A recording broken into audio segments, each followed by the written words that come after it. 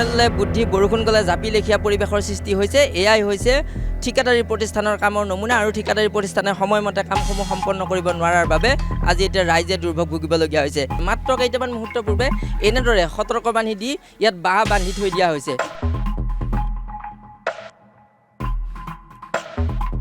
এয়াই হৈছে কামৰ নমুনা, এয়া হৈছে ঠিকাদাৰৰ কামৰ নমুনা। তেওঁলোকে বাৰিষাৰ পূৰ্বে সময়মতে কামসমূহ সম্পন্ন কৰিব নোৱাৰিলে আৰু যাৰ পৰিণতিত এতিয়া ৰাইজে ভুগিবলগীয়া হৈছে। ইয়াত একাংশ ব্যৱসায়িক লোক আছে, লগতে একাংশ স্থানীয় লোক আছে। আমি তেওঁলোকৰ লগতো কথা পাতিবৰ কাৰণে যত্ন কৰিম। আমি দেখুৱাই আছোঁ হাতীগাঁও খিজুবাৰী পথৰ দৃশ্যাংশ, মানুহৰ যি নাজল নাথল অৱস্থা। আমি কিছু সময় পূৰ্বে অনুপম পথৰ এটা উপপথত গৈছিলোঁ আৰু তাৰ দৃশ্যাংশ দেখুৱাইছিলোঁ। ৰাইজে আচলতে কিদৰে পানীত ককবকাই থাকিবলগীয়া হৈছে আৰু ইয়াৰ এটাই কাৰণ হৈছে যে গুৱাহাটী মহানগৰীৰ অৰ্থাৎ হাতীগাঁও খিজুবাৰী যিটো পথ, এই পথছোৱা নিৰ্মাণৰত অৱস্থাত আছিল। কিন্তু বাৰিষা অহাৰ সময়লৈকে কিয় অপেক্ষা কৰিবলগীয়া হ'ল ঠিকাদাৰে সময়মতে কামটো কিয় সম্পূৰ্ণ কৰিব নোৱাৰিলে? ইয়াত পথছোৱা নিৰ্মাণ কাৰ্য চলিছিল, তাৰ সমান্তৰালভাৱে নৰ্দমা যি নলা আছিল, নলা নিৰ্মাণৰ কাম চলিছিল, কিন্তু সময়মতে কামসমূহ সম্পন্ন কৰিব নোৱাৰিলে আৰু সম্পন্ন কৰিব নোৱাৰাৰ পৰিণতিত এতিয়া ৰাইজে এনেদৰে দুৰ্ভোগ ভুগিবলগীয়া হৈছে। ইয়াত যিসমূহ বনোৱা আছিল, সেই বনোৱাসমূহে ইয়াত কিছু সময় পূৰ্বে এনেদৰে বেৰিকেড লগাই দিছে, যাতে ৰাইজে যাতে তেওঁলোকে এই পানীত পৰি কোনো অঘটন ঘটিব নহয়, তাৰ বাবে লক্ষ্য ৰাখি এই বনুৱাসকলে, ইয়াত কাম কৰি থকা বনুৱাসকলে এই সাধাৰণ বাঁহ দি এনেদৰে বেৰিকেড দিবলগীয়া হৈছে। কাৰণ ইয়াত নলা আছিল, এই নলা সম্পূৰ্ণ কৰিব নোৱাৰিলে, বাৰিষাৰ পূৰ্বে এই নলা সম্পূৰ্ণ কৰিব নোৱাৰিলে আৰু যাৰ বাবে এতিয়া পানীসমূহ ইয়াৰ পৰা সম্পূৰ্ণৰূপে নিষ্কাশন হোৱা নাই আৰু তাৰ পৰিণতিত ৰাইজৰ ঘৰৰ ভিতৰত পানী প্ৰৱেশ কৰিবলগীয়া অৱস্থাৰ সৃষ্টি হৈছে। কিছু সময় পূৰ্বে, মাত্ৰ কেইটামান মুহূৰ্ত পূৰ্বে এনেদৰে সতৰ্কবাণী দি ইয়াত বাঁহ বান্ধি থৈ দিয়া হৈছে। এয়াই হৈছে কামৰ নমুনা, এয়া হৈছে ঠিকাদাৰৰ কামৰ নমুনা। তেওঁলোকে বাৰিষাৰ পূৰ্বে সময়মতে কামসমূহ সম্পন্ন কৰিব নোৱাৰিলে আৰু যাৰ পৰিণতিত এতিয়া ৰাইজে ভুগিবলগীয়া হৈছে। ইয়াত একাংশ ব্যৱসায়িক লোক আছে, লগতে একাংশ স্থানীয় লোক আছে। আমি তেওঁলোকৰ লগতো কথা পাতিবৰ কাৰণে যত্ন কৰিম। আপোনালোকৰ ইয়াত আমি দেখিছিলোঁ পথছোৱা নিৰ্মাণৰ কাম চলি আছিল, কিন্তু বাৰিষাৰ বহুত পূৰ্বে কাম চাম চলিছিল, কিন্তু সম্পূৰ্ণ কাম হৈছিল নে? নাই, কাম হোৱাই নাই। কাম কি কৰিব, এদিন কাম কৰে, দুদিন নকৰে। এইটো কাম মোটামুটি আপোনাৰ ঈদৰ আগৰ কাম। আজি ইলেকশ্যন পাৰ হ'লেও কাম কমপ্লিটে হোৱা নাই। নালা তেনেকুৱা আছে, বাঁহ এনেকুৱা বান্ধি থৈ দিছে আৰু দুনিয়াৰ গাঁত আছে। গাঁত চবতে আজি বাঁহ বান্ধি আছে। ইয়াত দেখা পাই আছে আপোনালোকে, আজি বাঁহ বান্ধি আছে। ৰাস্তা ঘাটে মানুহ পৰিলে ডাইৰেক্ট মানে মৰাই চান্স ইয়াতে। মানে গোটেই মেন হল উন্মুক্ত হৈ আছে। এনেকুৱা হৈ আছে। স্লেববিলাক দিয়া হোৱা নাই? নাই, স্লেব দিয়াই হোৱা নাই। কিমান কোৱা হৈছে, ঠিকাদাৰক কোৱা হয়, হেৰিক কোৱা হয়, এই ইয়াতে পাইপ থৈ দিছে, আমাৰ গেটত গাড়ী সোমাব নোৱাৰি। কিমানবাৰ ক'লোঁ যে পাইপডাল গুচাই দিয়ক, নাই, নুগুচাই সিহঁতি। কামৰ কোনো গুৰুত্বই নাই। যোন মন গ'লে কৰে, মন নগ'লে নকৰে কাম সিহঁতি।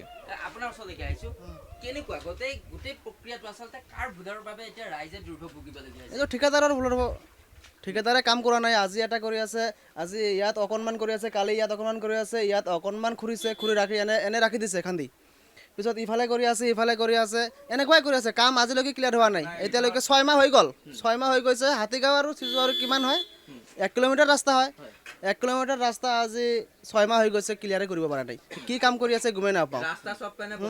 ৰাস্তা ইফালে বন্ধ। এটা যে মানুহ বেমাৰ যদি এটা হয়, এটা এম্বুলেঞ্চ সোমাব ৰাস্তা নাই। এনেকুৱা ঠিকাদাৰে কাম কৰি আছে। ঈদৰ পিছতহে এই কামটো কৰিল। তাৰ ৰাস্তাটো তথাপিও এইটো ড্ৰেইন আজিলৈকে মাটি দিয়া নাই। 1% মাটি নাই। এই ড্ৰেইনটো গোটেই উন্মুক্ত হৈ আছে, গোটেই ড্ৰেইনটো হেৰি হৈ আছে, আপোনাৰ উন্মুক্ত হৈ আছে। এইটো চিলাপ আছে, কেতিয়াবা জেগাত আছে, কেতিয়াবা জেগাত নাই। আজিলৈকে এইটোত মাটি দিয়া নাই। চাব পাৰা, আপুনি চাব পাৰা। জাষ্ট প্লাই বহাই দিছে। ৰিক্স মানে ফুল ৰিক্স হৈ আছে। এতিয়াহে বাঁহটো বান্ধি দিলে। এতিয়াই আজি কালিৰ পৰা বৰষুণ, আজিহে দি দিল। মানে ঠিকাদাৰৰ লোকে হয়। ঠিকাদাৰে কাম লৈছে যিহেতু, ঠিকাদাৰে মানুহে আহিছে এইটো বান্ধিব, বেলেগ মানুহতো অহা নাই। এতিয়া যদি ইয়াত পৰি কোনো এজন মানুহৰ যদি প্ৰাণ গ'লহেঁতেন, ইয়াৰ ৰিক্স কোনে ল'ব? চৰকাৰে ল'ব নে ঠিকাদাৰে ল'ব? এতিয়া চৰকাৰেও ল'ব লাগিব, ঠিকাদাৰকো ল'ব লাগিব। চৰকাৰে কামটো ঠিকাদাৰক দিছে। ঠিকাদাৰে যিহেতু কামটো কৰা নাই, মানুহ মৰিলে বা কিবা প্ৰব্লেম হ'লে ঠিকাদাৰক ল'ব লাগিব। এতিয়া বাৰিষাৰ পূৰ্বে কামসমূহ সম্পন্ন কৰিব লাগিছিল, কিন্তু বাৰিষা আহি গ'ল, বানপানী হ'ল। এতিয়া যদি এনেদৰে থাকে, আগন্তুক যদি আকৌ বৰষুণ দিয়ে, তেনেহ'লে আৰু প্ৰব্লেম হৈ যাব। আজি চোৱা, বতৰটো এনেকুৱা হৈ আছে। আজি পানীয়ে ক'ব গ'লে বৰষুণে হোৱা নাই। ইয়াতকৈতো গাঁৱে ভাল। এইটো এটা স্মাৰ্ট চিটি বুলি কৈ আছে, যে গুৱাহাটী এটা মেট্ৰ' এটা চিটি বুলি কৈ আছে। এনেকুৱা পানীতো বৰষুণ হ'লে গাঁৱততো গমেই নাপায় মানুহ যে এনেকুৱা বৰষুণ হৈ আছে বুলি। আজি ইয়াত কিমান টাইম বৰষুণ হৈছে? 1 ঘণ্টা 2 ঘণ্টা বৰষুণ হৈ গৈছে। আজি চোৱা, আপোনাৰ আপোনালোকে চোৱা ফাৰ্মাচীটো এনেকুৱা কৰি আছোঁ আৰু তো মানুহৰ ইমান প্ৰব্লেম হৈ আছে নালা ক'ত বনাইছে এটা নালা থাকাতে আৰু এটা বনাই দিছে কিয় বনাইছে এটা আজিলৈকে ধৰিবই পৰা নাই পানী কোনফালে সোমাই আছে কোনফালে গৈ আছে আজিলৈকে একদম মানে গমেই পোৱা নাই যে কি হৈ আছে বৈজ্ঞানিক পদ্ধতিত নিৰ্মাণ কাৰ্য হোৱা নাই গুৱাহাটীত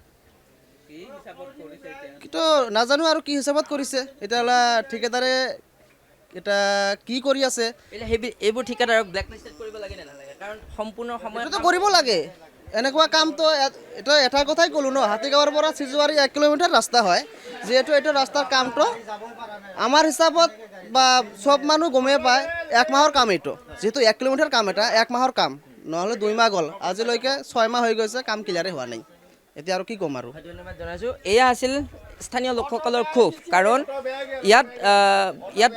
ইয়াত যিসমূহ নিৰ্মাণ কাৰ্য চলি আছিল প্ৰায় 6 মাহ সম্পূৰ্ণ হ'ল 1 কিলোমিটাৰ পথ তেওঁলোকে ঠিকাদাৰী প্ৰতিষ্ঠানে সম্পন্ন কৰিব নোৱাৰিলে সময়মতে আৰু যাৰ বাবে এতিয়া ৰাইজৰ তীব্ৰ ক্ষোভ আৰু এনেদৰে এতিয়া বেৰিকেড দিয়া হৈছে বাঁহেৰে বেৰিকেড দিয়া হৈছে এই স্থানত দিয়া হৈছে ইয়াৰ কিছু দূৰ আগত আন এটা বেৰিকেড দিয়া হৈছে মুঠতে এতিয়া চুৰ কৰিলে বুদ্ধি বৰষুণ গ'লে জাপি লেখীয়া পৰিৱেশৰ সৃষ্টি হৈছে এয়াই হৈছে ঠিকাদাৰী প্ৰতিষ্ঠানৰ কামৰ নমুনা আৰু ঠিকাদাৰী প্ৰতিষ্ঠানে সময়মতে কামসমূহ সম্পন্ন কৰিব নোৱাৰাৰ বাবে আজি এতিয়া ৰাইজে দুৰ্ভোগ ভুগিবলগীয়া হৈছে এই মুহূৰ্তত এখন বাহন এই বাহনখন ইয়াত এনেদৰে পানীৰ মাজত আবদ্ধ হৈ পৰিবলগীয়া হৈছে কাৰণ ৰাজপথছোৱা কেনে বিভৎস হৈ আছে ৰাজপথছোৱা সেয়া দেখিলে অনুমান কৰিব পাৰে বা গাড়ী কেনেদৰে বা বাহনখন কিদৰে জাম্পিং কৰিবলগীয়া হৈছে কাৰণ সম্পূৰ্ণ পথছোৱা নিৰ্মাণ কাৰ্য সম্পন্ন কৰিব নোৱাৰিলে নলা নৰ্দমাসমূহ নিৰ্মাণ কৰিব নোৱাৰিলে আৰু যাৰ পৰিণতি এতিয়া ৰাইজে এনেদৰে ভুগিবলগীয়া হৈছে